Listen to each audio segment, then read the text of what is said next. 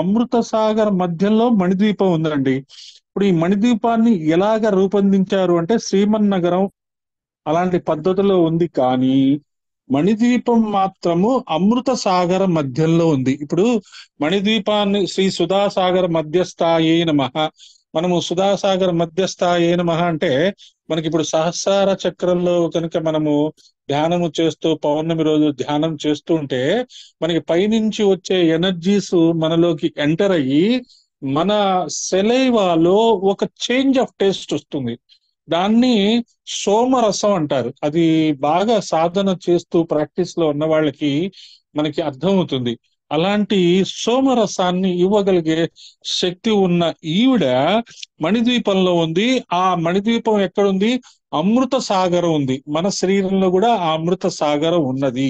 అదే సహస్రారము.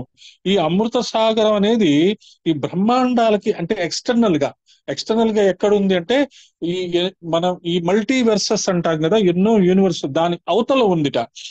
మనం చూసే అంటే టెలిస్కోప్ లో, హబిల్ టెలిస్కోప్ లో ఇన్ని చూస్తున్నాం కానీ వీటి అవతల ఈ మణిద్వీపం ఉన్నది అని చెప్తున్నారు. అంటే అది అసలు మనకి హ్యూమన్ మైండ్ తో యూ కెన్ నెవర్ సీ.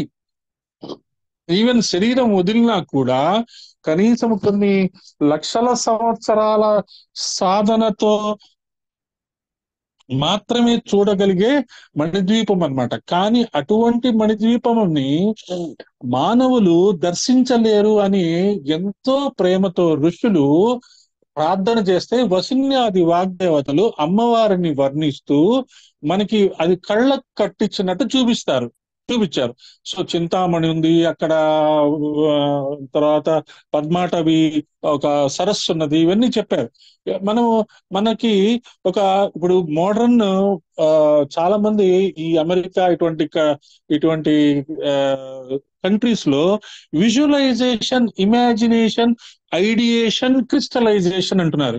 అంటే మీరు ఏదైనా ఒక విషయాన్ని విజువలైజ్ చేసుకోండి, ఆ ఆ విజన్ ని ఇలా ఇలా మారుతుందని ఇమాజిన్ చేసుకోండి, ఆ దానికి మీ ఎనర్జీ పంపించండి, అది క్రిస్టలైజ్ అవుతుంది, మీ కోరిక తీరుతుంది అని చెప్పి దానికి $100, $1000, $10,000 కోర్సెస్ పెట్టి 10 days ప్రాక్టీస్ చేయించి పంపిస్తున్నారు.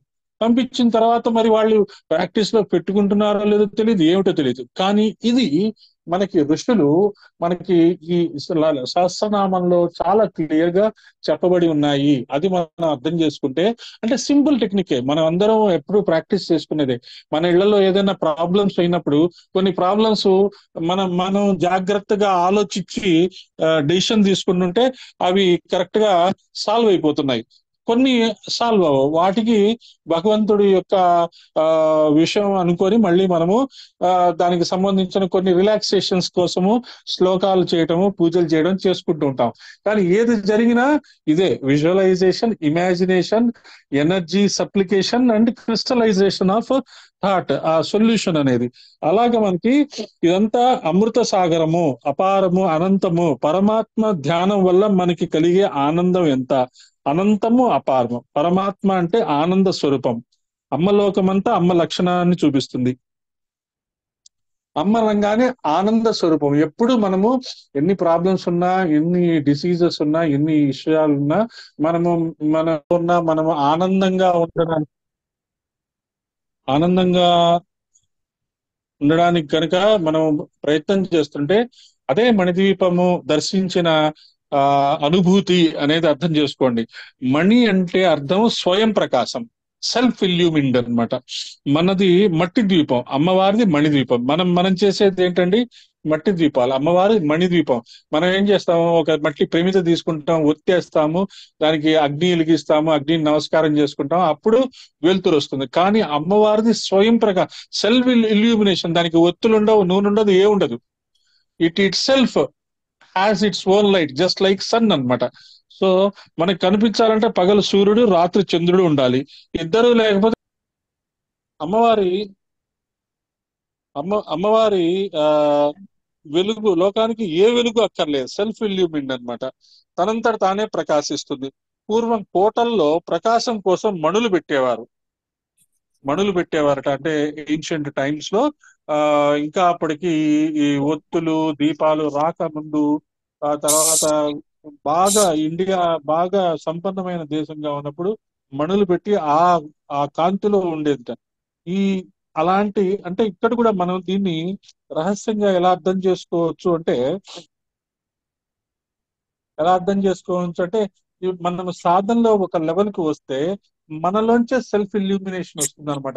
మన దగ్గర ఉన్న వాళ్ళకి ఆ ఆనందం ఉంటుంది, మనతో ఇంటరాక్ట్ చేసే వాళ్ళకి ఆ హ్యాపీనెస్ కలుగుతుంది. మన దగ్గరికి ఎవరైనా వస్తే ఆ వాళ్ళు they will get their problems solved.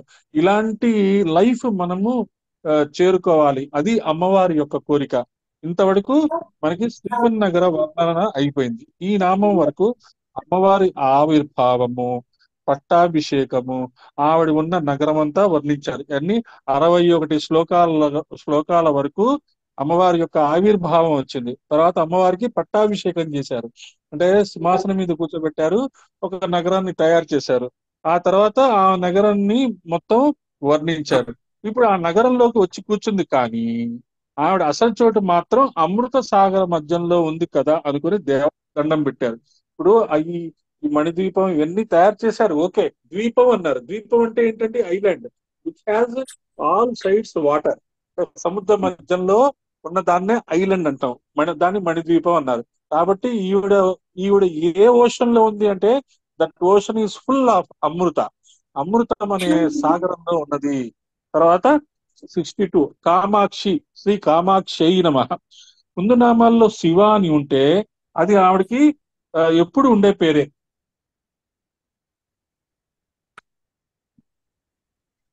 ఇప్పుడు కామాక్షి, ఇప్పుడు సింహాసనం మీద కూర్చోబెట్టాము, బ్రహ్మగారు కూర్చోబెట్టమన్నారు, కూర్చోబెట్టాము. ఏమైనా కోరికలు ఉన్నాయంటే కోరికలు లేవన్నారు.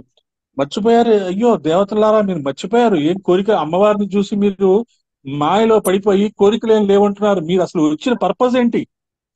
బండాసురుని సంహారం చేయాలి. ఆవిడకి ఒక నగరం ఇచ్చాము, ఆవిడకి ఒక పట్టాభిషేకం చేసాం, అక్కడ బండాసురుడు చంపేస్తున్నాడు జనాల్ని. మనం ఆవిడని తయారు చేసిందే ఆవిడ కోసం. కోరికలు ఏమంటున్నారు ఏమిటని బ్రహ్మగారు వీళ్ళందరినీ తిట్టాడు, దేవతలందరినీ. అంటే నిజంగా సద్గురువు దగ్గరికి వచ్చేటప్పటికి మనం ఎన్నో ఆలోచించుకొని వెళ్తాం. ఆ గురువు గారి దగ్గరికి వెళ్ళినప్పుడు అవి చెప్పాలి, ఇవి చెప్పాలి, ఇవి చెప్పాలి అనుకుంటాం. కానీ గురువు దగ్గరికి వచ్చేటప్పటికి అసలు ఏం గుర్తురావు. మనందరికీ ఆ అనుభవం ఉండుంటుంది పెద్దవాళ్ళ దగ్గరికి వెళ్ళినప్పుడు. అది చెప్పాలి, ఇది చెప్పాలి, అక్కడికి వెళ్ళినప్పుడు. ఎందుకంటే ఆ ప్రేమమైన వాతావరణంలో మనకు వచ్చిన ఆ శాంతి ఉంటుంది చూసారా, ద పీస్. ఇంకా ఆ పీస్ అన్డిస్టర్బ్డ్ అన్నమాట. అసలు మనం బయటికి రాగానే మళ్ళీ ఈ చెత్త అంతా మన లోపలికి వస్తుంది. అయ్యో ఇది చెప్పలేదు, అది చెప్పలేదు. కానీ గురువుకి అన్నీ తెలుసు, గురువుకి అన్నీ అర్థం అవుతూనే ఉంటాయి. ఆయన ఉండే శాంత స్థితిని మనకి ఇవ్వడానికి మనం మనకి జరిగిన ప్రయత్నం అన్నమాట. ఆ శాంత స్థితి కనుక మనము ఇంటికి కూడా తీసుకెళ్ళగలిగాం అనుకోండి, ఇంకేముంది, all problems are solved by themselves. నువ్వు అసలు ఆలోచించక్కర్లే, ఆ ప్రాబ్లమ్స్ అలాగే సాల్వ్ అవుతూ ఉంటాయి. అలాంటిది వాళ్ళు అలా ఉన్నారు. అప్పుడు అమ్మ, అయ్యో మర్చిపోయాం, అలాగే అమ్మ చూపులు మా మీద సోకగానే అసలు కోరికలన్నీ తీరిపోయాయి. అంటే the second you are entered in to the temple or a place near the guru, మీకు ఆ భావన రావాలి. మనం ఒక కరెక్ట్ ప్లేస్ కి వచ్చేసాము, మా కోరికలన్నీ తీరిపోయినాయి అంటే మీరు పాస్ట్ లోకి వెళ్ళిపోవాలి, ఫ్యూచర్ లోకి వెళ్ళిపోవాలి. ఏదో కోరికలు అంటే ఆ కోరిక తీరిపోయిన తర్వాత ఏ రకమైన మానసిక స్థితి ఉందో ఆ మానసిక స్థితి గనక ఆ టెంపుల్లో ఉన్నప్పుడు, ఆ గురువు దగ్గర ఉన్నప్పుడు గనక తెచ్చేసుకుంటే మీరు ఇంకా మీరు ఒక చిన్న ఒక గేమ్ లో ఒక యాక్షన్ లాగా జరిగిపోతుంది. అది ఆ ప్రాబ్లం అలా సాల్వ్ అయిపోతుంది. అసలు కోరికలు అనేవి అసలు ఎప్పుడు తీరవు. అమ్మ చూపులు పడితే అన్ని కోరికలు తీరిపోతున్నాయి. అసలు కోరికే పుట్టని పరిపూర్ణ స్థితి వస్తుంది. అసలు అది అల్టిమేట్ గోల్. మరి కోరికలు లేని పరిపూర్ణ స్థితి అంటే మరి పనులు జరగాలంటే అంటే జరిగిపోతూ ఉంటాయి అవి. అంటే చెప్తుంటే మీకు అది కొంచెం టిపికల్ గా అనిపిస్తుంది, కానీ ఆ ఆ మానసిక స్థితి చేరుకున్న వాళ్ళని చూస్తే మాత్రం జరిగిపోతుండదంట. వాళ్ళు దే జస్ట్ డోంట్ థింక్, వాళ్ళు అలా అనుకుంటూ ఉంటే అలా జరిగిపోతూ ఉంటాయి. అలాగా ఆ పరిపూర్ణ స్థితికి మనం చేరుకోవాలి అనేది అర్థం చేసుకోవాలి. అది ఈ మంత్రంతో వస్తుంది. ఆ పరిపూర్ణ అఖండానందం అమ్మ చూపుతో ఇస్తున్నది కాబట్టి కామాక్షి అని ఆవిడకి పేరు పెట్టారు. ఈ కూర్చున్న కామాక్షి దేవి ఉన్న విశేషం, ఆవిడకి 3 కన్నులు ఉంటాయి. 3 కన్నులతో ప్రపంచం నడుపుతోంది. అంటే ప్రపంచంలో 3 పనులు ఉంటాయి: సృష్టి, స్థితి, లయ. ఒక కంటి నుండి బ్రహ్మ సరస్వతి, ఇంకొక కంటి నుండి విష్ణు లక్ష్మి, పాలనేత్రం నుండి ఉమా మహేశ్వర, ముగ్గురు వచ్చారు బయటికి. Somebody should mute themselves. Okay. సృష్టి స్థితి లయలు చేసే బ్రహ్మ విష్ణు రుద్ర శక్తులకు మూలం ఆ నేత్రములు. బ్రహ్మ విష్ణు రుద్ర సృష్టి స్థితి లయ, ఈ మూడింటికి 3 అక్షరాలు ఉన్నాయి. ఏంటండి అవి? క, ఆ, మ. చూడండి చాలా జాగ్రత్తగా, ఈ 3 లెటర్స్ ఇప్పటి వరకు మనకు తెలియదు. ఈ 3 లెటర్స్ మనకు తెలియదు, మనకి ఈ విషయం తెలుస్తుంది. అంటే they are not conscious that they have entered in to a meditation room. They don't even know how to mute. Why they people enter into this into this classes, I couldn't understand. They just come in and just forget where they are. ఎంత disturbance అవుతుంది. నేను ఎంత concentrated గా ఉండి నేను చెప్పడానికి ప్రయత్నం చేస్తాను, these small things disturbs me a lot. ఎందుకు వాళ్ళు రావడం అనవసరం, let them exit. Brahma Vishnu Rudra సృష్టి స్థితి లయ, ఈ మూడింటికి 3 అక్షరాలు ఉన్నాయి. అవి క, అ, మ. క అంటే బ్రహ్మవాచి, ఇది సృష్టిని తెలియజేస్తుంది. ఆ అంటే విష్ణువు, ఇది రూలింగ్ ఆస్పెక్ట్, స్థితిని తెలియజేస్తుంది. మా అంటే రుద్రవాచి, ఇది ట్రాన్స్ఫార్మేషన్ తెలుస్తుంది. సో కా అక్షరము, ఆ అక్షరము, మా అక్షరం, ఈ 3 కలిపి కామాక్షి అయింది. సో కామాక్షి దేవిని ఎప్పుడైనా మనం వెళ్ళినప్పుడు జస్ట్ ఇది గుర్తుంచుకోండి. క, ఆ, మ అనేది మనం అర్థం చేసుకుంటే, క, ఆ, మ అనేది కనుక మనం అర్థం చేసుకుంటే మనకి ఈ కామాక్షి దేవి యొక్క విషయాలు తెలుస్తాయి. సృష్టి స్థితి లయలు మూడింటికి మూలమైన నేత్రములతో కూర్చున్న తల్లి కాబట్టి ఆవిడ కామాక్షి అయింది. సో కామాక్షి దేవతని మనం అలా చూడాలి ఇక నుంచి. ఓకే. తర్వాత కామదాయిని, శ్రీ కామదాయిని నమః, అన్ని కోరికలను తీర్చే తల్లి. ఆప్తకామ పూర్ణకామ అనబడే బ్రాహ్మీ స్థితిని ప్రసాదిస్తుందట ఆవిడ. కామదాయిన్యే నమః, శ్రీ కామదాయిన్యే నమః అనే అనే నామం వచ్చినప్పుడు మనం ఏమర్థం చేసుకోవాలి? She will give us our eternal consciousness, the Brahmi consciousness. ఇప్పటి వరకు కథనంతటిని పరామర్శ చేసుకుంటే దివ్యమైన చిదగ్ని కుండంలోంచి వచ్చిన తల్లి, ఆ తర్వాత దివ్యమంగళ విగ్రహంతో కామేశ్వరుని వివాహం చేసుకుంది, ఒక స్టెప్. తర్వాత శ్రీమన్నగరంలో ఉన్నది ఇంకొక విషయము. ఇలా మనం తెలుసుకుంటూ వచ్చిన ఆ దేవతని ఏమని చేశారు? కామాక్షి కామదాయినిగా ప్రకాశిస్తూ ఉన్నది అని చెప్పారు. ఇప్పుడు లలితా సహస్రనామంలో ఇక్కడికి అంటే 63 నామాలకి మనం అందుకనే చెప్పుకున్నాం చూడండి. 60 60 60 అని చెప్పింది ఊరినే క్యాజువల్ గా చెప్పలా, అవి ఒక పార్ట్ అండ్ పార్సిల్ గా వస్తుంది. లలితా సహస్రనామం ఇప్పటి వరకు మనము జస్ట్ చదువుకుంటూ ఉన్నాం, కానీ ఇందులో చాప్టర్స్ ఉన్నాయి. ఫస్ట్ ఏమో మనం అమ్మవారిని అమ్మవారిని నఖశిఖ పర్యంతం వర్ణించారు. ఆ తర్వాత అమ్మవారికి ఒక ఇల్లు తయారు చేశారు.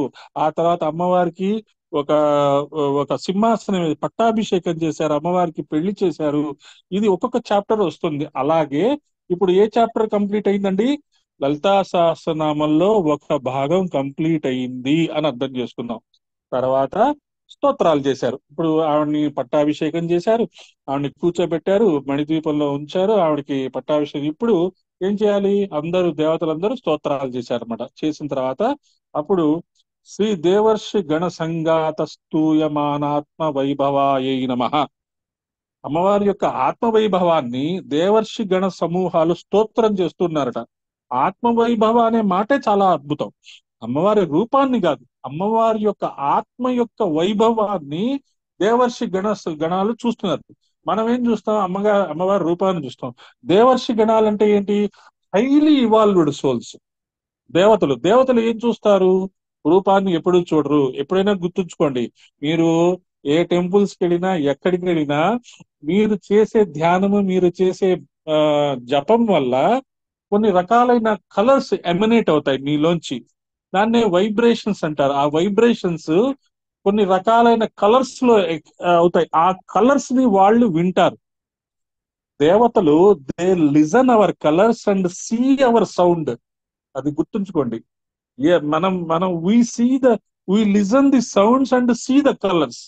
వాళ్ళు దే ఆర్ క్వైట్ ఆపోజిట్. ఎందుకంటే మనకి ఫామ్ ఉంది, శరీరం ఉంది, వాళ్ళకి శరీరం లేదు. మరి శరీరం ఉన్న వాళ్ళ క్వాలిటీస్ వాళ్ళకి ఉండకూడదు కదా. అందుకని వాళ్ళు ఏం చేస్తారు, దే లిజన్ ది, ఏమని చెప్పాను, they listen the colours and they see the sounds.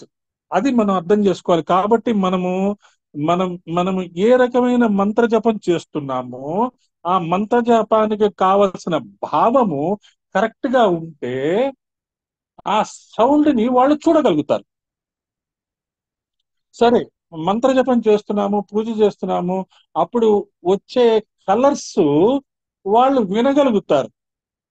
Colours మనలో మన యొక్క భావాలు, మన యొక్క ఇంటెన్షన్, మన యొక్క థాట్ పవర్ కలర్స్ లాగా వస్తుంది. మనం చెప్తాం కదా, కోపంగా ఉన్నప్పుడు ఎర్రగా ఉంటాము, శాంతంగా ఉన్నప్పుడు నిర్మలంగా ఉంటాము చెప్తాం. కాబట్టి మన భావాలు కొన్ని కలర్స్ ని ఎక్స్ప్రెస్ చేస్తాయి. అలాగే ఆ నవరసాలు అంటారు వీటిని, ఆ భావాల్ని వాళ్ళు చూస్తారు. అది ఇక్కడ చెప్తున్నారు. ఆ అమ్మవారు ఆత్మవైభవం అంటే అది. ఆ, ఎప్పుడైనా స్తోత్రం చేయాలంటే వీరు మాత్రమే చేయగలరు.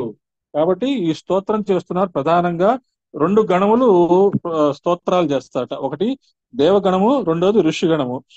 దైవీ గణము, ఋషత్వం రెండు ఉండాలి. మనం తెలుసుకోవాలంటే, భగవంతుని తెలుసుకోవాలంటే దేవతల్ని ఇంప్రెస్ చేయాలి, ఋషుల్ని ఇంప్రెస్ చేయాలి. ఋషులు అంటే ఎవరు? మన గురువులు. గురువులు కనుక పట్టేసుకున్నాం గురువు కాళ్ళు, ఆయనే చెప్తాడు. తనని ఎలా ఇంప్రెస్ చేయాలో చెప్తాడు, దేవతల్ని ఎలా ఇంప్రెస్ చేయాలో అంటాడు. ఇంకా కొంచెం హై లెవెల్ గురువు దగ్గరికి వెళ్ళారనుకోండి, దేవతల్ని ఎలా ఇంప్రెస్ చేయాలో ఈయన చెప్తాడు. చెప్పినప్పుడు ఈ ఆటోమేటిక్ గా మనకి ఈయన గురించి కూడా మనకు తెలుస్తుంది. అంటే ఒక దేవతని మనం ఇంప్రెస్ చేసామనుకోండి, ఆ దేవత ఖచ్చితంగా ఓహో వీడు ఈ వ్యక్తిని, ఈవిడిని ఫలానా గురువు గారు పంపించారు కాబట్టి వెరీ గుడ్ అని చెప్పి ఒక టిక్ పెట్టేస్తుంది. అప్పుడు ఎవరికి అంటే, ఇప్పుడు మన టీచర్ కి ఖచ్చితంగా పేరు వస్తుంది కదా. మనకి మన కాలేజీలో చదువుకునేటప్పుడు మనం ఫస్ట్ ర్యాంక్ తెచ్చుకుంటే మన పేరెంట్స్ గర్వపడతారు, ఆ టీచర్ కూడా గర్వపడతారు. సో దట్ ఈస్ వాట్, ఇక్కడ కూడా అదే అదే టైప్ అన్నమాట. అలాగా మన ఆత్మవైభవాన్ని తెలుసుకునే ఋషులు, దేవతల్ని మనము ఖచ్చితంగా ఎక్నాలెడ్జ్ చేయాలి. ఆలోచనలు ఋషిగణములు, మళ్ళీ అర్థం చేసుకోండి, ఈ ఋషులు దేవతలు మనలోనే ఉన్నారు అనేది ఇక్కడ చాలా క్లియర్ గా చెప్తున్నారు. మన యొక్క ఆలోచనలు ఋషిగణములు, మన యొక్క ఇంద్రియాలు దేవగణములు. ఇంద్రియాలని కనుక మనం కంట్రోల్ చేసుకుంటే మనమే దేవతలు అయిపోతాం. అదే ఆలోచనలు కనుక మనం మార్చుకుంటే మనమే ఋషులు అయిపోతాం. ద ట్రాన్స్ఫార్మేషన్ ఇన్ ది గురువు గారు విచార క్రాంతి అభియాన్ అన్నారు. విచార క్రాంతి అంటే మన ఆలోచనలో క్రాంతి రావాలి. ఆలోచనలో క్రాంతి వస్తే ఆటోమేటిక్ గా మనము ఏమవుతాము, ఋషి మహర్షి అవుతాడు. మహర్షి రాజర్షి బ్రహ్మర్షి అవుతాడు, బ్రహ్మర్షి దేవర్షి అవుతాడు. సో ఇది గ్రడేషన్స్ అన్నమాట. ఇది మనం అర్థం చేసుకోవాలి. మన ఆలోచనలో మార్పులు వస్తుంటే మనము బ్రహ్మర్షి లాగా, దేవర్షి లాగా కనుక ఆలోచించగలిగితే ఇంకా అదే అమ్మవారికి కావాల్సింది. మన ఇంద్రియాలని మనం కనుక కరెక్ట్ గా ఉపయోగించుకుంటే మన ఇంద్రియాలన్నీ దేవతల్లాగా మారిపోతాయి. మనకి మన బాడీ టెంపుల్ లాగా మారిపోతుంది. అది మనం అర్థం చేసుకుందాం. సరే, కామాక్షి అమ్మవారికి రూపం పట్టాభిషేకం అయింది. దేవతలు ఆనందించి స్తోత్రం చేశారు. దేవతలు ఆనందంగా మాకేం కోరిక లేదు అన్నారు. ఇంతలోకి అసలు ఆయన వచ్చాడండి, నారదులు వచ్చి దేవతలకి అమ్మవారి నుండి శరీరాలు పుష్టిగా ఉన్నాయి, చక్కగా శ్రీమన్ నగరంలో కూర్చున్నారు, దేవతలు బానే ఉన్నారు. కానీ నాయన మీరందరూ హ్యాపీగా ఉన్నారు, మంచి సినిమా చూస్తున్నారు, బ్రహ్మాండంగా ఎంజాయ్ చేస్తున్నారు, అమ్మవారి యొక్క సినిమా చూస్తున్నారు. కానీ బయట విపరీతమైన వర్షం పడుతోంది, బయట ఎండ పడుతుంది, మీరేమో ఏసీలో కూర్చొని ఉన్నారు, అక్కడ గోలగోలగా ఉంది, అక్కడ సునామీలు వస్తున్నాయి, అక్కడ ఇది వస్తున్నాయి అని చెప్పి సర్ర నారదుడు వచ్చి చెప్పాడు. చెప్పేటప్పటికి అప్పటికి వాళ్ళకి అర్థమైంది. ఓహోహోహో, అయ్యో భలేవారే, నారదుడు వచ్చాడు చెప్పాడు అనుకొని మళ్ళీ అమ్మవారిని ఆ ప్రార్థిస్తారట. బండాసుని బాధలకు తాళలేక ముల్లోకాలు బాధపడుతున్నాయి, అది మీరే తీర్చాలి అన్నట్ట. అప్పుడు బండాసుడి గురించి అమ్మవారు లేచి బయలుదేరారట. ఎస్, నేను వెళ్తున్నాను, బండాసుని చంపేస్తాను అని చెప్పేసి బయలుదేరారట. అప్పుడు బండాసుడి యొక్క విషయాలు చెప్తున్నారు. బండాసుడికి ఒక రాజధాని శూన్యక పట్టణం. వారికి ఇద్దరు అన్నదమ్ములు, విశుక్రుడు, విషంగుడు. ఆయనకి చెల్లెల పేరు ధూమిక. మేనళ్ళు మొత్తం 10 మంది. ఎంత పరివారమో! వారందరూ అక్కడ ఉన్నారట. బండాసురుడి సైన్యాధ్యక్షుని పేరు కుటిలాక్షుడు. సైన్యాధ్యక్షుడు సేనల్ని ఎలా నడుపుతాడో వాడి పేరే చెప్తుంది. కుటిలాక్షుడు అంటే వంకర చూపు గలవాడు. ఇప్పుడు ఇంత సేనలు అమ్మవారికి కూడా ఉండాలి, ఎలా? మరి వాడికి ఏమో కొన్ని కోట్ల మంది సేనలు ఉన్నారు. వెంటనే దేవతలు ఆలోచిస్తున్నారట. ఆలోచించి ఎలాగా, అమ్మవారు ఒక్కరే ఉన్నారే, ఈ సేవలు కావాలంటే అమ్మవారు జస్ట్ ఒక చిన్న మందహాసం చేశారట, అంతే. ఆ చిరుని మనం ఇంత ముందు కూడా అమ్మవారిని నఖశిఖ పర్యంతం మనం డిస్క్రైబ్ చేసుకున్నప్పుడు అమ్మవారి పలు వరుసని వర్ణిస్తూ అమ్మవారు భోజనం చేసిన తర్వాత ఆవిడ ఆ తినే తాంబూలం గురించి డిస్క్రైబ్ చేసుకున్నాము. ఆ, నాలుక ఎర్రగా అవుతుంది, అలా ఆ తాంబూలం యొక్క ఆనందంతో ఆవిడ ఒక్కసారి అలా నవ్వుతుందిట. ఆ నవ్వు, ఆ పన్ను కనపడంగానే ఒక అద్భుతమైన ఫ్లాష్ ఆఫ్ లైట్ బయటకు వస్తుంది. ఆ లైట్ ని చూసి ఆ అదేంటి సుందరేశ్వర్ అంటే శివుడు ఆనందిస్తాట. ఆనందించి చాలా హ్యాపీ ఫీల్ అవుతాట. సో అలాంటి మందహాసం ఇప్పుడు చేశారు. ఇంకేమైంది? అమ్మవారి శరీరం నుండి సూర్యుని నుండి కిరణాలు వచ్చినట్టుగా కొన్ని కోట్ల కోట్ల కిరణాలు వచ్చాయి.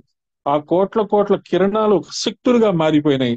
ఆ శక్తులు ఆయుధాలు పట్టుకొని, అమ్మ, బండాసురి సైన్యాన్ని దెబ్బతీయడానికి మేమందరం సిద్ధంగా ఉన్నామమ్మా అన్నారు. ఆ సేనలన్నీ మహోత్సాహంగా బయటకు వచ్చాయి.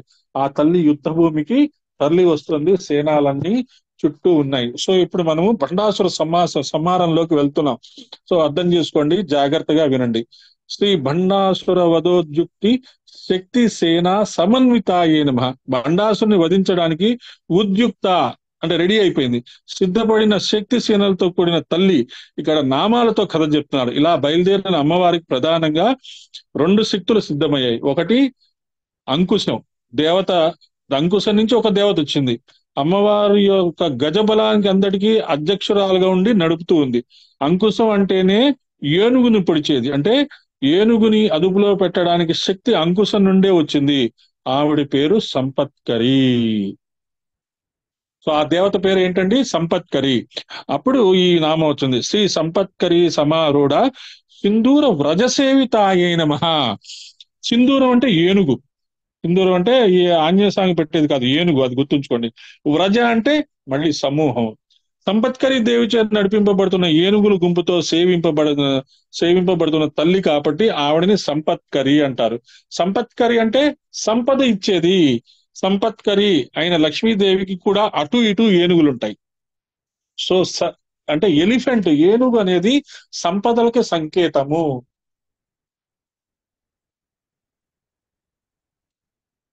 ఇవన్నీ మన శాస్త్రాల్లో చెప్పినవే.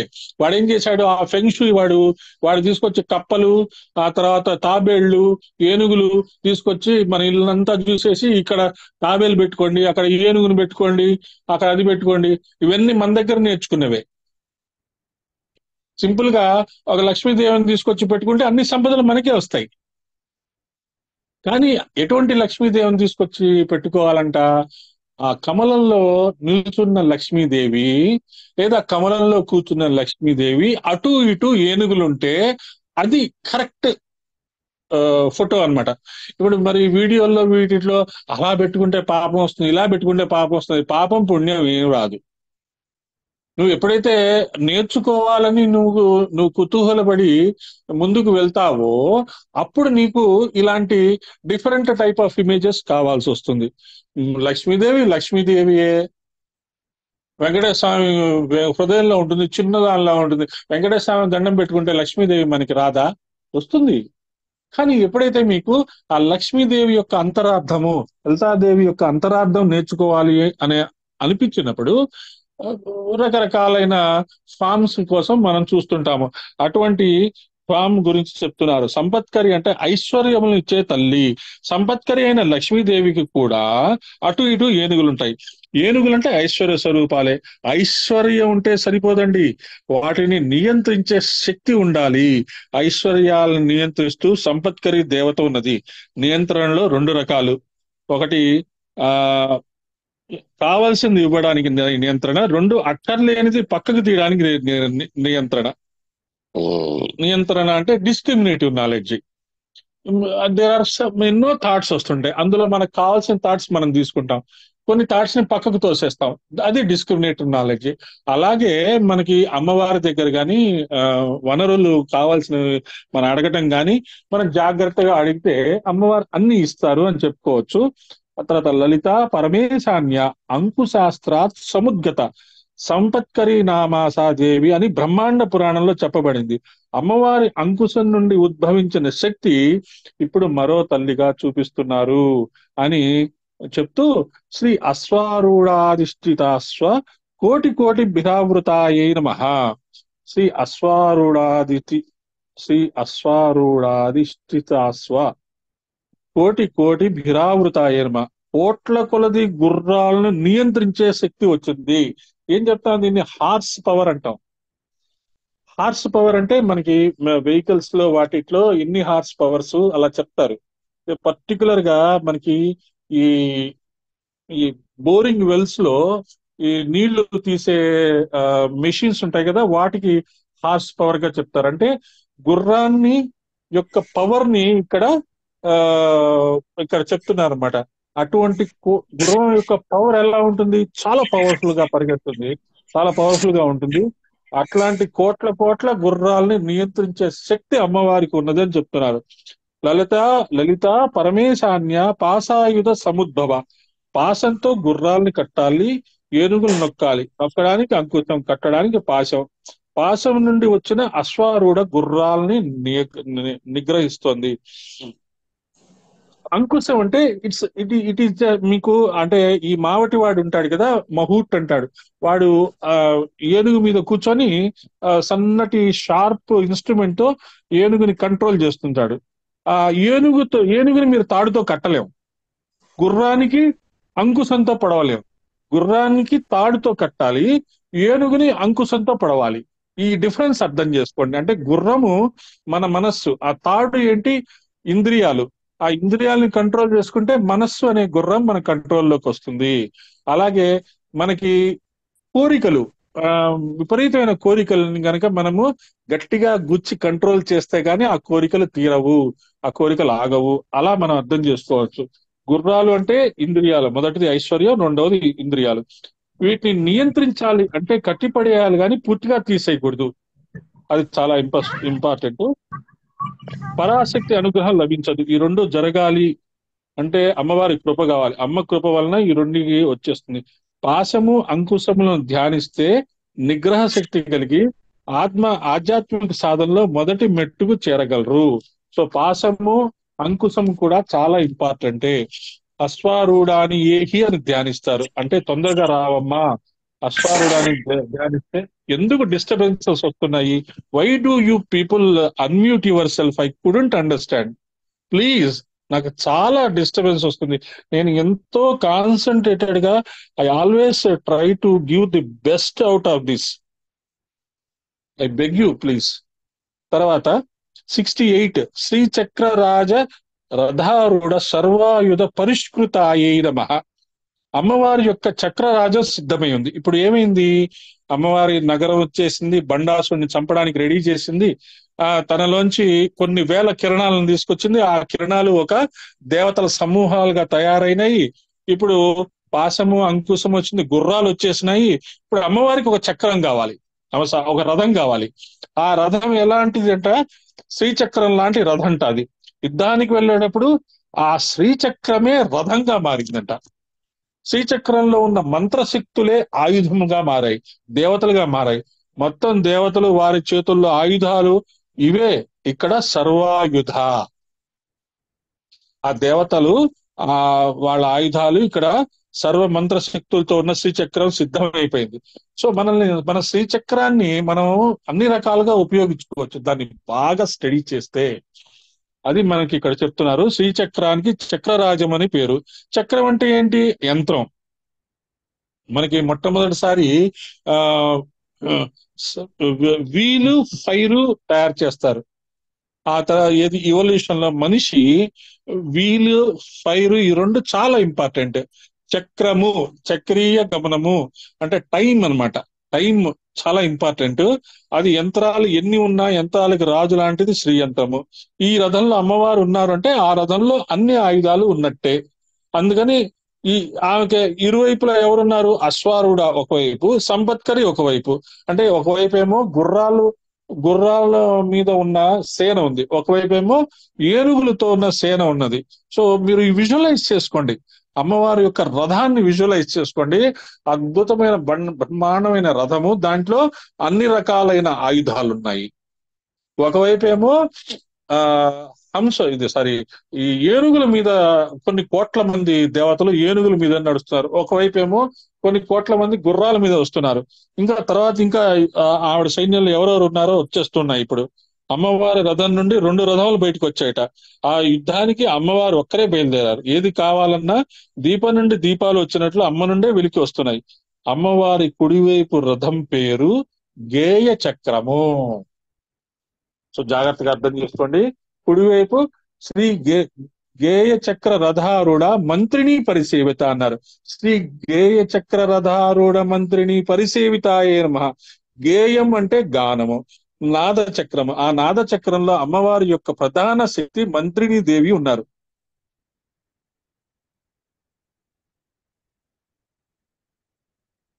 ఎవరో చెప్పగలరా? జస్ట్ గెస్ చేయండి. అమ్మవారి కుడివైపు శ్రీ గేయ చక్ర రథారూఢ మంత్రిని పరిసేవితాయే నమః అని వచ్చింది. ప్రధాన శక్తి మంత్రిని దేవి. అమ్మవారి రూపాల్లో ఒక నామం చెప్పండి ఎవరైనా, అది రైటో రాంగో చెప్తాను. మహాలక్ష్మి అండి. కాదు, ఇంకొక రూపం. సరస్వతి. ఆహా, ఈ 9 మంది ఉన్నారు చూసారా, 9 మందిలో వారాహి అమ్మండి. వారాహి. కాదు. వారాహి. కుడివైపు రాజశ్యామల అని ఉంటారట. రాజశ్యామల తెలుసు కదా మీకు? రాజశ్యామల అనే శక్తి ఉంటుంది, ఒక మంత్రిని దేవి. అమ్మ యొక్క రాజశ్యామల యజ్ఞము, రాజశ్యామల ఇది జరుగుతూ ఉంటాయి. అది ఒక్కసారి మీకు ఒక సెకండ్ టైం ఇస్తే రాజశ్యామల దేవిని చూపిస్తా. కుడివైపు అమ్మవారి రాజశ్యామల దేవి ఉంటారట. ఈ నాద చక్రంలో అమ్మవారి యొక్క ప్రధాన శక్తి మంత్రిని దేవి ఉంది.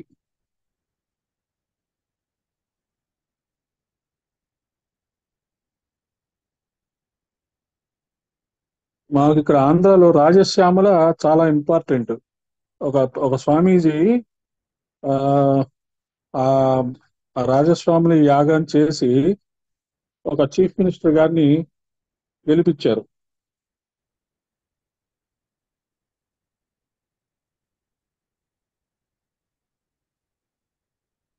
చూడండి, ఈవిడ రాజశ్యామల ఎంత అద్భుతంగా ఉందో మీకు అందరికి కనపడుతుంది కదా? అందరికి కనపడుతుంది కదండి రాజశ్యామలాదేవి?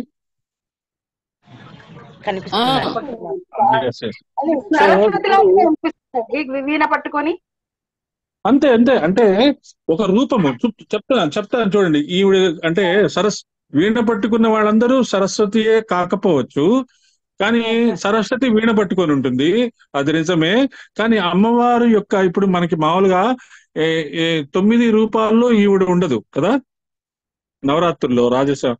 కానీ ఈవిడ బండాసుర సంహారానికి వెళ్ళినప్పుడు ఈవిడ దగ్గర ఈ సంపత్కరి సమారుడ వీళ్ళొకళ్ళు, ఈవిడొకరు, వీళ్ళు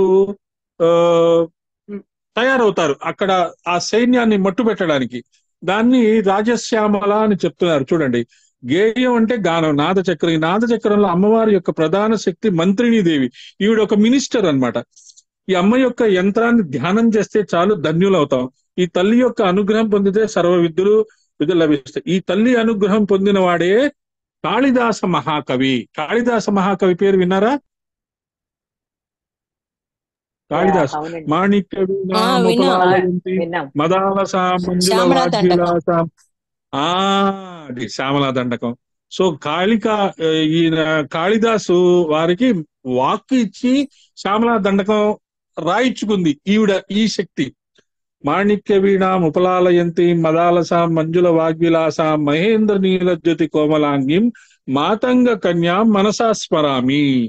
ఈ ఈ శ్యామలాదేవి మాణిక్య అదే కాళిదాసు మహాకవికి దర్శనం ఇచ్చింది, ఆయనకి వాక్కు ఇచ్చింది. ఈ శ్యామలాదేవి బుద్ధికి తల్లి. బుద్ధి ఉంటే గాని దుర్మార్గాల్ని నశింప చేయలేరు. శ్యామలాదేవి సర్వ విద్యల తల్లి. ఈ తల్లి అనుగ్రహం వల్ల అన్ని విద్యలు లభిస్తాయి. సంగీతమైన, సాహిత్యమైన, అంటే మీరు అన్నట్టు సరస్వతీ దేవి యొక్క నెక్స్ట్ లెవెల్ రూపం అని చెప్పుకోవచ్చు మనం. చూడండి, ఈవిడికి సరస్వతీ దేవికి చంద్రుడు ఉండడు, కానీ ఈవిడికి చంద్రుడు ఉన్నారు. అంటే నెక్స్ట్ లెవెల్, అంటే సంగీతంలో హయ్యెస్ట్ లెవెల్ యొక్క విద్యలు నేర్పించగలిగే తల్లి ఈవిడ శ్యామలాదేవి. ఏమేం చెప్తారో చూడండి. ఈవిడ ఏ విద్యలైనా నాదము, శబ్దము, అక్షరము, స్వరంతోనే చెప్పబడ్డాయి. ఏ విద్యలైనా నాద, అక్షర, శబ్ద, స్వరం అనేది గేయ చక్రం. శ్రీచక్రానికి 9 ఆవరణలు ఉంటాయి. మంత్రిని దేవి అయిన శ్యామలాదేవి 7 ఆవరణలు ఉంటాయట. ఇందులో కూడా అనేక మంది దేవతలు ఉంటారు. ఈ వివరాలు లలితోపాఖ్యానంలో చెప్పబడ్డాయి. ఇందులో ప్రతి ఆవరణలో అనేక మంది శక్తులు ఉంటారు. వారు రకరకాలైన శ్యామలా దేవతలు. వారందరికీ నమస్కారం చేసుకుంటూ ఇప్పుడు అమ్మవారి యొక్క ఎడమ వైపు ఉన్న రథాన్ని చూద్దాం. అమ్మవారికి నమస్కారం చేసుకోండి. ఇప్పుడు అమ్మవారికి ఎడమ వైపు రథాన్ని చూస్తాం. ఎడమ వైపు రథం ఏందిట? గిరిచక్ర రథారూఢ దండనాద పురస్కృత. ఇది కూడా ఒక ఇమేజ్ ఉంది, చూపిస్తాను. ఇది కూడా ఇంతకుముందు కూడా ఒకసారి షేర్ చేశాను, మళ్ళీ షేర్ చేస్తాను. ఇప్పుడు మనం మనం కొంచెం విజువలైజేషన్ కూడా చూసుకుంటుంటే మనకి ఎక్కడికక్కడ అర్థమైపోతుంది. ఈసారి మీరు గిరిచక్ర కథారూఢ అనగానే ఇది మనకి గుర్తు రావాలి. అది నా ప్రయత్నం. మెల్లగా చదువుతున్నా, స్పీడ్ గా చదువుకున్నా. గిరి చక్ర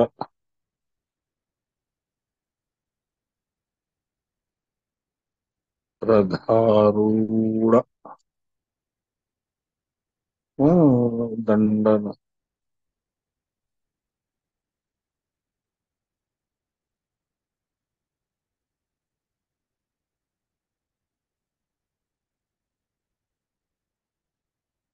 నిమిషం.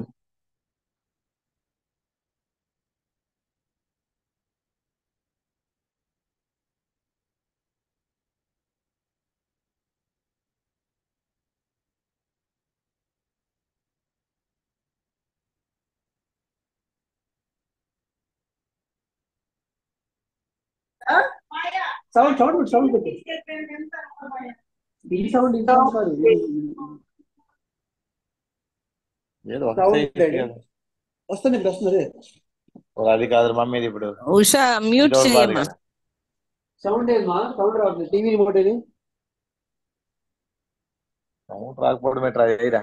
అదిరా మ్యూట్ పెట్టుకో ఉషా, చూస్తున్నారు.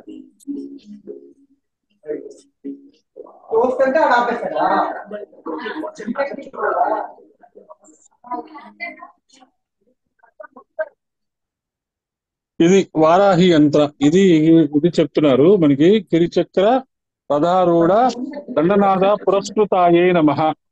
కిరి అన్న కిటి అన్న వరాహము అని అర్థము. ఎవరండి అది? నేనే క్లోజ్ చేస్తాను వాళ్ళని, మ్యూట్ చేస్తున్నాను వాళ్ళని.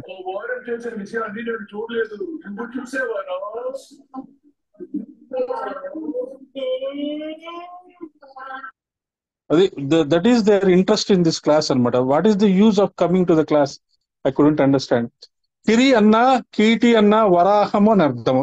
ఇది వరాహ చక్రము. ఇప్పుడు ఏం చెప్తున్నాము? శ్రీ కిరిచక్ర రథారూఢ దండనాథ పురస్కృతాయే నమః. కిరి అన్న కీటి అన్న వరాహం అని అర్థము.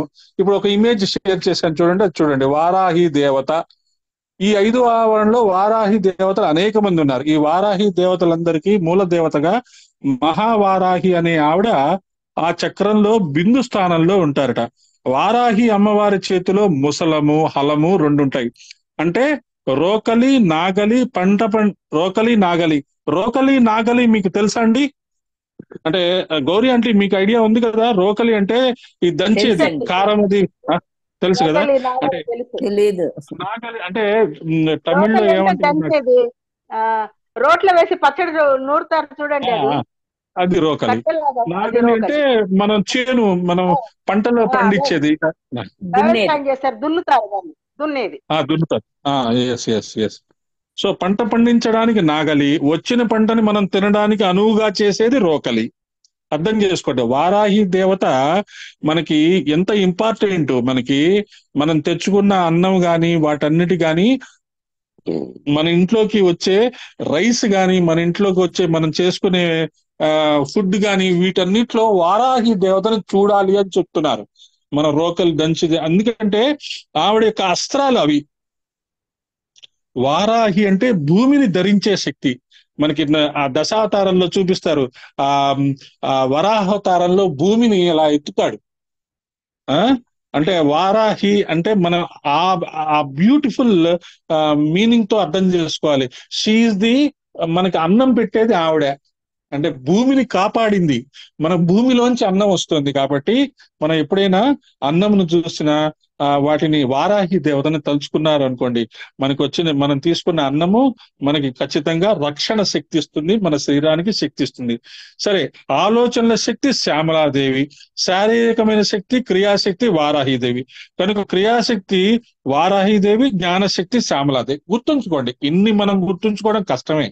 మనకి ఇక నుంచి ఎప్పుడైనా శ్యామలాదేవి అనే మాట విన్నా, వారాహిదేవి అనే మాట విన్నా, జస్ట్ వారాహిదేవి అంటే మన శరీరానికి పుష్టినిచ్చే దేవి, తర్వాత శ్యామలాదేవి అంటే మన శరీరానికి శక్తినిచ్చే దేవి అని మనం అర్థం చేసుకుంటాం. సో లెఫ్ట్ సైడ్ ఎవరున్నారు? అమ్మవారి యొక్క ఎడం వైపేమో వారాహి ఉంది, కుడి వైపేమో ఈవిడున్నారు మనకి శ్యామలాదేవి. ఓకే, అంతవరకు క్లియర్ కదా.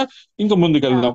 వజే శ్రీచక్ర మధ్యస్థాం దక్షిణోత్తర యోత్సదా శ్యామా వార్తాళి సంసేవ్యాం భవానీం లలితాంబికాం అన్నారు. అంటే ఏంటి? ఇప్పుడు అమ్మవారి యుద్ధానికి రథాలు సిద్ధమైపోయినాయి, ప్రధానమైన నాయకులు సిద్ధమైపోయారు. ఇక గుర్రాల వాళ్ళు ఉన్నారు, ఏనుగుల వాళ్ళు ఉన్నారు, ఇద్దరు మంత్రులు, ఇద్దరు మినిస్టర్స్ వచ్చేసారు.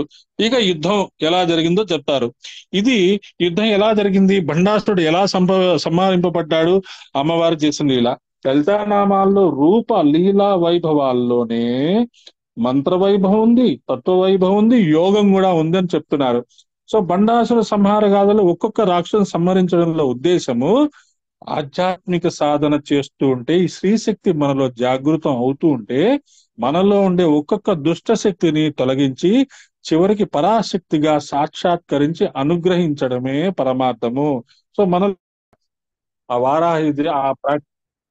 ఆ వారాహిదేవి యొక్క తయారు చేసిన ఆ ప్రాకారం గురించి చెప్తున్నారు. శ్రీ జ్వాలామాలిని కాక్షిప్త వహ్ని ప్రాకార మధ్యగాయే నమః. మనము ఈ సినిమాల్లో చూస్తుంటాము, వీళ్ళందరూ ఈ సైన్యం అంతా ఒక షేప్ లో తయారయ్యి వెళ్తారు. ఈ లోపల సైన్యం ఉంటారు, చుట్టూ ఈ షీల్డ్స్ ఇవన్నీ పెట్టుకొని కొంతమంది వెళ్తుంటారు అనమాట. ఆ ఫ్రంట్ లైన్ సైన్యాల్ని డిస్ట్రాక్ట్ చేస్తే గానీ లోపల వాళ్ళతో ఫైట్ చేయడానికి ఉండదు. ఈ ఫ్రంట్ లైన్ సైన్యము చాలా పవర్ఫుల్ గా తయారు చేస్తారు. వాళ్ళ దగ్గర చాలా డిఫెండింగ్ ఆయుధాలు చాలా ఉంటాయి అన్నమాట. అలాంటిది తయారు చేసిందట వారాహిదేవి. జ్వాలామాలిని అనే దేవిచే ఏర్పాటు చేయబడిన వహ్ని ప్రాకార మధ్యలో ఉన్న తల్లి. ఇక్కడ జ్వాలామాలిని అనే తల్లి తిథి నిత్యా దేవతల్లో ఒకరు. పాడ్యమి నుండి పూర్ణిమ వరకు ఒక్కొక్క తిథి నిత్యా దేవతలు చెప్పబడ్డారు కదా. శుక్లపక్ష చతుర్దశి నాటి తిథి దేవత జ్వాలామాలిని, బహుళ పక్షంలో విదయ నాటి దేవత కూడా ఆ తల్లే. సో మనకి ఏ పేర్లు వచ్చినా అవి మనకి రోజు వారి తిథిల్లో దేవతల్లో ఆ పేర్లు పెట్టి మనకి అలవాటు చేశారనేది గుర్తుంచుకోండి. మండాసుర సైన్యం చేసే మాయా యుద్ధముల నుండి శక్తి సేనలన్నింటినీ రక్షించడానికి ఒక ప్రాకారం తయారు చేశారు. ప్రాకారము అంటే ఒక షీల్డ్ అనమాట, బిగ్ టైప్ ఆఫ్ షీల్డ్. మనకి ఇప్పుడు ఇజ్రాయెల్ పాలస్తీనా వార్ లో ఐరన్ డోమ్ అని ఒక పదం మీకు తెలుస్తూ ఉంటుంది. ఎవరైనా తెలుసుకుంటే ఆ ఐరన్ డోమ్ ఏంటంటే ఒక రకమైన invisible rays around the Israel, around the country, around the సైన్యం, ఆర్మీ, ఒక ఇన్విజిబుల్ రేసు ఎమినేట్ అవుతుంటుంది. ఆ రేస్ దాటి లోపలికి రావడం కష్టం. ఆ రేస్ ని డిస్ట్రక్ట్ చేస్తే గానీ లోపలికి వచ్చి ఫైట్ చేయడానికి ఉండదు. అలాంటి ప్రాకారం ఒకటి తయారు చేసిందంట. అది ఒక దుర్గము. ఇక్కడ అమ్మవారు తాను యుద్ధానికి బయలుదేరి వచ్చారు కనుక ఆ తల్లి చుట్టూ దుర్గము అంటే ఒక ప్రాకారం తయారు చేయాలి. శతయోజన విస్తారం పరివృత మహీతలం త్రింశద్యోజన మున్నమ్మరం జ్వాలా ప్రాకారతం వ్రజేత్. 100 యోజనాల వైశాల్యం కలిగి 300 యోజనాల పొడవు ఉన్న అగ్ని ప్రాకారంట. ఆ అగ్ని ప్రాకారం మధ్యలో అమ్మవారు ఉన్నారట. దీనికి అంతరావరణ బహిరావరణ 2 ఉంటాయి.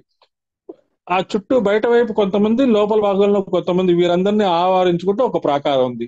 ఈ లోపల ఉండే సైన్యాలు ప్రధానంగా అమ్మవారు, ఇటు శ్యామల, ఇటు వారాహి, ఆ తర్వాత శక్తిసేనులు, వీరందరినీ కలుపుకొని ఒక ప్రాకారం ఉంది. ఈ విధంగా ధ్యానం చేయడం ఒక పద్ధతి. సహస్రనామాలు చదవడం, వినడం అనేది ఒక ధ్యాన ప్రక్రియ. ఈ వర్ణన చేసేటప్పుడు వహ్ని ప్రాకారాన్ని భావన చేయడం, మధ్యలో అమ్మవారిని ధ్యానించడం, అటు ఇటు శ్యామల వారాహి దేవతలు, ముందు ఏమో సంపత్కరి, వెనకాలేమో అశ్వారుడ, ఇలా ధ్యానం చేస్తూ సహస్రనామం చదువుతున్నప్పుడే మన మనస్సులో మెదలైతే అప్పుడు ఈ స్తోత్రమే ధ్యానం అయిపోతుంది. అది మనం అర్థం చేసుకుంటాము. తర్వాత శ్రీ బండ సైన్య వధోద్యుక్త శక్తి విక్రమ హర్షితాయే నమః.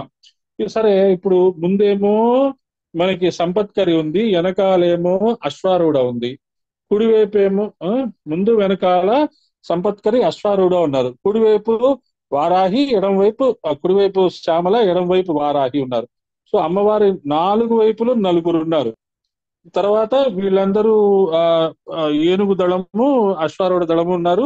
ఇటువైపు శ్యామల వారాహి ఉన్నారు. ఈ చుట్టూ ఒక ప్రాకారం కూడా తయారైంది, ఒక ఐరన్ షీల్డ్. ఇప్పుడు బండ సైన్యాన్ని సంహరించడానికి ఉద్యుక్త రెడీ అయిపోయారు. ఈ ఒక్కసారి అమ్మవారు ఒకసారి చూసుకుందంట చుట్టూ. ఓహో, ఏంటి అసలు నా సైన్యం యొక్క పొజిషన్ చూసి ఆవిడ చాలా హ్యాపీ ఫీల్ అయిందంట. ఓహో, నా నా సంకల్పంతోనే నేను ఇంత అందమైన పవర్ఫుల్ ఆర్మీని తయారు చేసుకున్నాను. బండాసురుడు ఏం లేదు, జస్ట్ అలా చేసేస్తాము అనుకొని రెడీ అయిపోయిందంట. రెడీ అయిపోయినప్పుడు బండాసుర వధోద్యుక్త శక్తి సేన సమన్విత ఇక్కడ హర్షిత అంటే సిద్ధం అయిపోయింది. ఇప్పుడు వాళ్ళందరూ ముందు దూకుతుంటే చూసి సంతోషిస్తుంటారు వాళ్ళందరూ. ఎస్, వీఆర్ రెడీ అమ్మా, మేము బండాసురుని చంపడానికి మేము రెడీగా ఉన్నాము. అదేదో అరుస్తారు, జై హో, జై జై హింద్, జై జై ఇండియా అని అరుస్తారు చూసారా, అలాగా అమ్మవారికి జై మాతారాణి అని ఏదో వాళ్ళు అరుస్తున్నారు, రెడీ అయిపోయారు. చూసి అమ్మవారు చాలా ఆనందంగా ఉన్నారట. సరే, వెంటనే పరివార దేవతలు, అంగ దేవతలు, తిరస్కరణి, వాగ్వాదిని ఇత్యాదులు వీళ్ళందరూ రెడీ అయిపోయారు. ఇప్పుడు మొత్తము 64 కోట్ల మంది తయారయ్యారట. వీరందరూ కూడా బండాసుర సైన్యానికి రెడీ అయిపోయారు. అది మనము ఈ మంత్రం ద్వారా తెలుసుకున్నాం. తర్వాత శ్రీ నిత్య పరాక్రమోపన్న శ్రీ నిత్య పరాక్రమాటోప నిరీక్షణ సముత్సుకాయే నమః. ఇప్పుడు నిత్యా దేవతల యొక్క పరాక్రమాన్ని వర్ణిస్తున్నారు. అమ్మవారి చుట్టూ నిత్యా దేవతలు ఉన్నారు. శ్రీచక్రంలో బిందు స్థానంలో అమ్మవారు ప్రధానంగా ఉంటే, తర్వాత ఆవరణం త్రికోణం. ఆ బిందువు నుండి త్రికోణం లోపల మధ్య భాగంలో అమ్మవారు పరివేష్టించి చుట్టూ 15 మంది తిథి నిత్యా దేవతలు ఉంటారు. మనకి తిథులు తెలుసు కదా, మామూలుగా